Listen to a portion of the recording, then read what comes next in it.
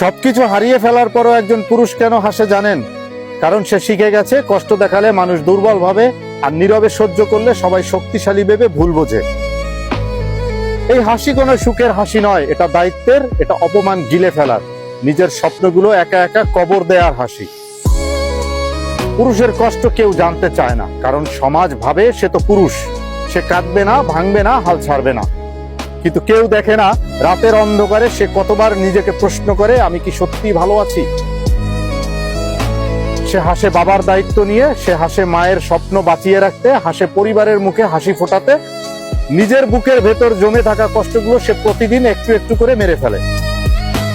এই হাসির আড়ালে থাকে ব্যর্থতার গল্প, অবহেলার ক্ষত, আর এমন কিছু মানুষ যারা প্রয়োজন ফুরালে দূরে সরে যায়, তবুও সে অভিযোগ করে না, কারণ অভিযোগ করারও সময় তার হাতে নেই।